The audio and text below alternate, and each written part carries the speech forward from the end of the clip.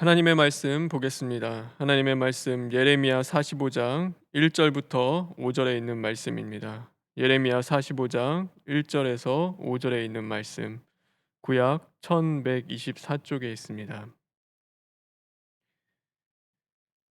유다의 요시야 왕의 아들 여호야김 넷째 해 네리야의 아들 바룩이 예레미야가 불러주는 대로 이 모든 말을 책에 기록하니라. 그때 선지자 예레미야가 그에게 말하여 이르되 바루가 이스라엘의 하나님 여호와께서 내게 이같이 말씀하셨느니라. 내가 일찍이 말하기를 화로다. 여호와께서 나의 고통에 슬픔을 더하셨으니 나는 나의 탄식으로 피곤하여 평안을 찾지 못하도다. 너는 그에게 이르라. 여호와께서 이와 같이 말씀하시기를 보라, 나는 내가 세운 것을 헐기도 하며 내가 심은 것을 뽑기도 하나니 온 땅에 그리하겠거늘 내가 너를 위하여 큰 일을 찾느냐. 그것을 찾지 말라. 보라, 내가 모든 육체에 재난을 내리리라. 그러나 내가 가는 모든 곳에서는 내가 너에게 내 생명을 노량물 주듯 하리라. 여호와의 말씀이니라. 아멘. 우리 다 같이 기도하겠습니다. 하나님 감사합니다. 참 보잘것없는 인생들을 사랑하셔서 올 한 해를 또한 허락하시고 하나님 앞에 무릎 꿇고 부르짖으며 철두철미 시인하고 회개할 수 있는 기회를 허락하심에 진심으로 감사를 드립니다. 하나님, 오늘도 우리가 부지런히 하나님의 말씀을 사모하며 이 말씀을 통하여 하나님의 뜻을 찾는 자들 되길 간절히 원합니다. 그러므로 말미암아 이제는 하나님의 뜻을 이루어가며 하나님의 나라를 위하여 살아갈 수 있는 심령들 될 수 있도록 주님 만들어 주시옵소서. 모든 것 주님께 부탁드리며 예수님의 이름으로 기도합니다. 아멘. 오늘 말씀에 등장하는 바룩이라는 인물은 선지자 예레미야의 서기관의 역할을 담당했습니다. 그는 예레미야를 통해서 주시는 하나님의 말씀을 두루마리 책에 기록하였습니다.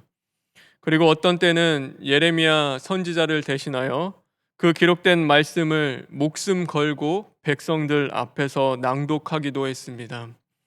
그러기에 예레미야와 함께 고난을 당하고 그와 함께 수모를 당하는 자였습니다. 그가 개인적으로 겪는 고통은 얼마든지 견딜 수 있었습니다. 그러나 그를 탄식하게 만들며 깊은 슬픔 속에서 영적인 피로감에 적게 만드는 것이 있었습니다. 그것은 그가 당하는 고난도 아니요 수모도 아니었습니다. 바로 동정심이었습니다. 다시 말해 심판을 당하고 있는 그 백성들을 향하는 동정하는 그 마음이었습니다. 바룩은 말씀을 기록하고 전하며 그 말씀을 접할 때마다 심판하시는 그 하나님을 경험하며 예루살렘이 멸망당하게 될 것을 알게 되었습니다. 그리고 멸망의 길을 가는 백성을 바라보며 그가 마음 아파하기 시작했습니다. 그 마음 가운데 그들을 향한 동정이 생기기 시작한 것입니다. 그런데 그 아파하는 마음이 하나님을 향하여 이제는 그 영혼들을 안고 부르짖고 기도하는 자리로 나아갔으면 좋았을 텐데 인간적인 마음과 생각으로 떨어지게 된 것입니다. 그래서 마냥 심판하시는 하나님이 너무한 것 같고 심판당하는 그 백성들이 하염없이 불쌍하게 느껴지는 것입니다. 그러면 결국에 어떻게 될까요? 동정심에 사로잡혀서 그 너머에 있는 하나님의 진리를 보지 못하게 되는 것입니다. 하나님은 가해자가 됩니다. 그리고 그 가해자를 통하여서 핍박을 받는 인간은 피해자가 되어 버리는 것입니다. 피도 눈물도 없는 그 매정하신 하나님이 힘들고 어려운 세상 속에서 살려고 발버둥치는 불쌍한 인간들을 심판하시는 것처럼 생각하게 되는 것입니다. 송국 영신 예배 때 담임 목사님께서 우리에게 주셨던 말씀처럼 오래 참으시는 그 하나님이 보이지 않는 것입니다. 우리의 죄값을 대신하여 자신의 생명을 내어주시는 그 하나님이 보이지 않습니다. 오늘도 그 인간의 끝없는 욕망과 죄로 더럽혀진 그 세상 속에서 신음하시고 아파하시는 그 하나님이 보이지 않으며 오늘도 하나님이 만드신 그 아름다운 세계가 보이지 않는 것입니다. 그때부터는 하나님의 모든 것이 싫어집니다. 너무하게 생각합니다. 세운 것을 허시고 또 심은 것을 뽑으시는 그 하나님이 이해되지 않는 것입니다. 오늘 하나님은 그런 마음을 주님의 뜻을 앞서는 바룩을 향하여서 오늘 주님이 그만 멈추라고 말씀하십니다. 나의 뜻보다 앞서는 너의 마음을 그만두라고 오늘 주님께서 말씀하시는 것입니다. 그만두어야 할 때 그만둘 수 있는 것, 그것이 바로 겸손입니다. 하나님이 멈추라고 하면 멈추고 가라고 하면 가는 것, 그것이 바로 성경에서 말씀하고 있는 겸손인 것이죠. 그러므로 우리의 마음과 생각은 늘 주님의 뜻 앞에서 멈춰 서야 하는 것입니다. 그것이 어떤 생각이든 어떤 마음이든 오늘 하나님의 뜻 앞보다 앞서는 자가 아니라 오늘도 그 앞에 멈춰서서 하나님의 뜻을 찾고 볼 수 있는 심령이 되어야 하는 것입니다. 삶이 힘겹다고 투덜거리고 세상이 어둡다고 원망하는 것이 아니라 세월을 아끼고 오늘도 절망의 사치에서 벗어나 그 기도의 깊은 은혜의 자리로 들어갈 수 있는 자가 되어야 하는 것입니다. 그래야 우리의 영혼이 살 수 있습니다. 하나님의 그 심판 때 승리자가 노량물을 얻는 것 같이 우리가 생명을 얻을 수 있는 것, 그것은 겸손히 그 깊은 하나님의 기도의 자리로 나아가며 오늘도 그 원망과 불평에서 벗어나는 것, 그것이 바로 우리가 생명을 얻을 수 있는 길이기 때문인 것입니다. 우리가 아무리 훌륭한 생각을 하고 아무리 옳은 생각을 하더라도 주님 앞에서는 다 내 생각일 뿐입니다. 단지 내 눈에 훌륭해 보일 뿐이고 내 마음에 옳게 여길 뿐입니다. 그래서 주님 앞에서 내 생각을 고집하고 또 내 생각을 앞세우는 것은 하나님 보시기에 나 자신을 위해서 큰 일을 찾는 그것에 지나지 않는 것입니다. 그러므로 우리는 나의 이기적인 뜻을 이루어지기 위하여서 오늘도 구하고 찾고 달려가는 자들이 아니라 나의 뜻이 이루어지지 않는다 하여 슬퍼하는 것이 아니라 오늘도 하나님의 은혜 가운데 내가 살고 있음에 감사할 수 있는 자들, 먼저 하나님의 은혜와 또 하나님의 진리를 구할 수 있는 자들이 될 수 있어야 합니다. 그리고 그저 우리는 최선을 다하는 것입니다. 때가 되면 최고의 결과는 하나님께서 거두실 것입니다. 그래서 하나님의 말씀을 먹으라 하면 우리는 먹으면 됩니다.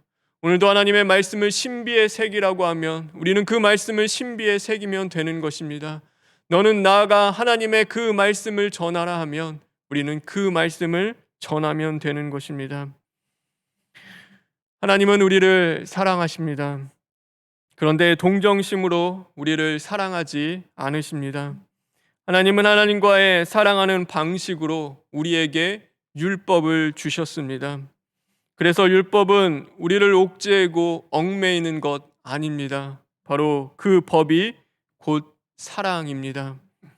하나님의 법에서 벗어나지 않는 것이 오늘 사랑인 것입니다. 그러기에 하나님의 사랑은 불법을 허용하지 않습니다. 하나님의 사랑은 무질서하지 않습니다. 누구든지 그 사랑 앞에서 다 공평합니다.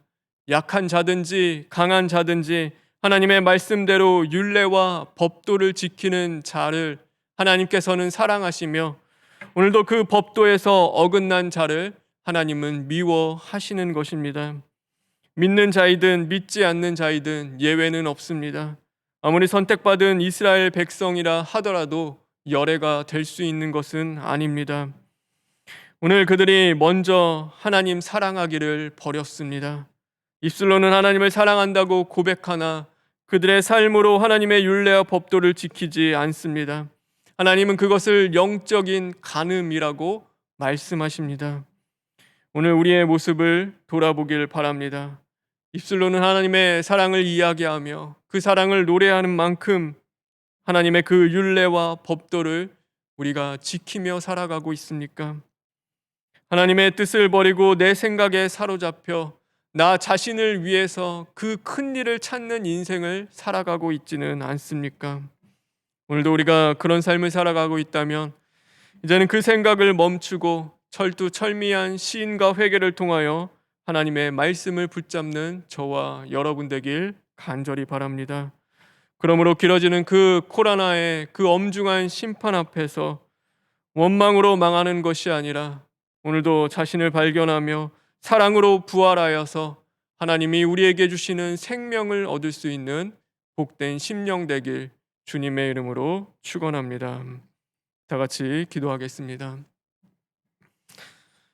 하나님 감사합니다. 참 어리석고 미련한 우리들을 불쌍히 여겨 주시기를 간절히 원합니다. 말씀대로 행하는 자들 되길 간절히 원합니다. 말씀대로 사랑할 수 있는 자들 될 수 있도록 주님 만들어 주시옵소서.